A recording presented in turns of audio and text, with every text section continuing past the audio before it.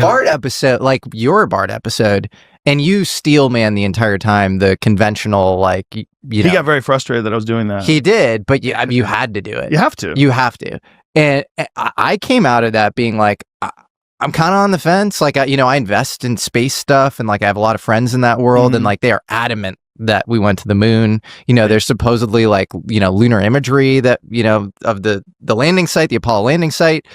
But it's hard to say. I mean, there's a lot of weird stuff too. You were talking about the flammability of, for example, hyperbaric chambers. Yeah. There's that whole Gus Grissom, the guy who was supposed to walk on the moon, who they reversed the doors and then they made it 100% oxygen. Then he blew up inside the thing. Also, Gus Grissom had hung a lemon on a hanger. He hung a lemon on a coat hanger outside of that thing because he said, we can't even communicate with the tower. How are we ever going to communicate when we're in space? He was so frustrated, he kept complaining up the chain of command they wouldn't fix anything, because the higher-ups knew they weren't going to go and hadn't committed yet to faking it, and therefore hadn't told the astronauts yet. And in his fury, without permission, he held a press conference. He invited in a bunch of reporters to the top of the rocket, where he affixed a lemon the size of a grapefruit on a coat hanger. He said, this thing is a lemon, a piece of junk, made the evening news. And a few days later, he dies. His wife told me that on January 26, 1967, he came home from work and said the following: "Hun, for some strange reason, they're over the launch pad today. I wonder why they're here inspecting the equipment. Never seen him here before. He's dead the very next day from faulty equipment." So crazy. This is what I say to people that think this is all foolish. Watch the Apollo 11 post-flight press conference. Watch it. It's like a hostage video. It's three guys that look like they're completely full of shit. They look nervous. They're fumbling. It's interesting. There's a guy online who is he's a body language expert, and he watched it and gave his notes on it. He's like, these guys are clearly being deceptive. Like, they're being deceptive. They're being deceptive. They're uncomfortable. They don't like that they have to do this. The way Neil Armstrong is describing the flight is so and bizarre. And then he gives this speech 25 years later at the anniversary of the moon landing to all the brightest high school kids. And he says, there are great ideas undiscovered, breakthroughs available to those who can remove one of truth's protective layers. Yeah, like, what does that mean? What the does that mean? Why don't you just say, hey, I went to the moon. Yeah, that's right. I went to the moon, and you guys, one day you'll go to Mars, and we will colonize the galaxy, and thank you to you brave, brilliant young students for pushing ahead and carrying the torch that, we took to the moon on Apollo 11. Like, no. Yeah. It's weird stuff, man. There's also Michael Collins in the press conference clearly says we couldn't see any stars. We couldn't see any stars. We were never able to see stars from the lunar surface or on the daylight side of the moon by eye without looking through the optics. I don't recall during the period of time that we were photographing the solar corona what stars we could see. I don't remember seeing any. Then in his own book, which I think he wrote in 1994, he talks about how magnificent the stars were. Well, first of all, you weren't even supposed to be on the moon. Okay? You were up there. They were on the moon. Like, did you forget? Like, what?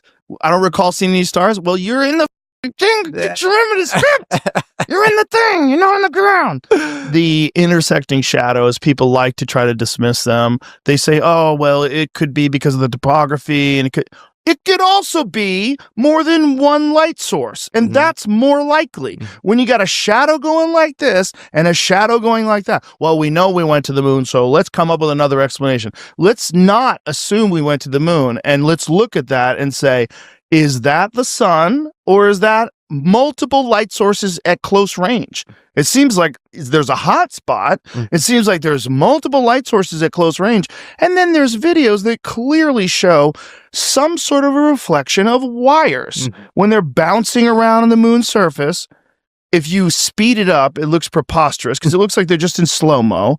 There's videos that it looks like they're bouncing around on trampolines. The physics are not the same in Apollo 11 as they are on Apollo 15 and 16. All of a sudden, they can cover great distances. They're doing these weird, giant, long leaps that they weren't doing before.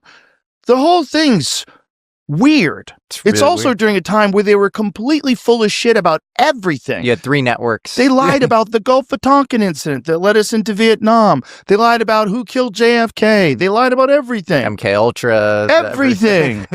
Charles Manson. Everything was bullshit. All of it was bullshit. There was all these things that were going on at the same time.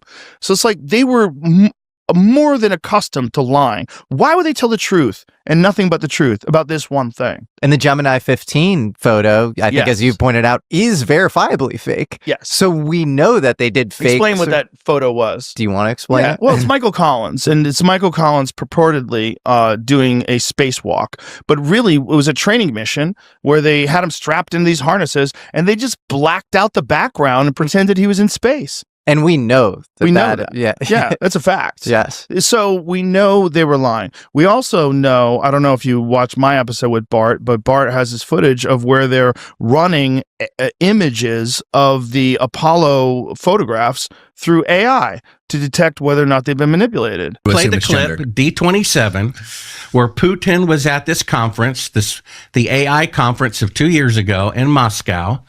They were allowed to play with this AI that's not available to the public, 10 AIs scrolled together, and it said the Apollo pictures were fake. То есть почти все объекты на этом фото ей кажутся ненастоящими. В то же время вот фотография китайского лунохода у нее особенных вопросов не вызывает. А это то, что кажется не настоящим? Да, вот то, что красное. Это как бы гугловское, не наше. Так, чтобы не было предвзятости никакой. So there will be no bias. It's surprising, but it does believe so. The neural network has analyzed a lot of data, including light and dark contrast, etc. And then it believes the photo is synthetic. I saw that. And Putin is looking at the video, and he's like not surprised that checks out as fake. My friend who was from Russia said that in high school, they were teaching that the moon landing was a hoax. No way. Yes. Whoa. Yes. Now, I don't know if that was just one cool teacher that was like, bro, I saw this documentary. Yeah. Or if it was like standard that they would teach that the moon landing was bullshit. Well, you have the Van Allen radiation belt, and Danny brings this up on his podcast where James Van Allen, who, it's named after, is saying that is 150 times what a normal human can take radiation-wise. Right. And once you're there, you get incinerated. Also, they never even sent a chicken through that and had it come back alive. And I think Werner von Braun's on record saying, like, this is impossible. Like, you can't do this. Not only that, we'll say, there's a hole over Antarctica, and because it's a donut-shaped thing. Yeah, but that's not where you went through.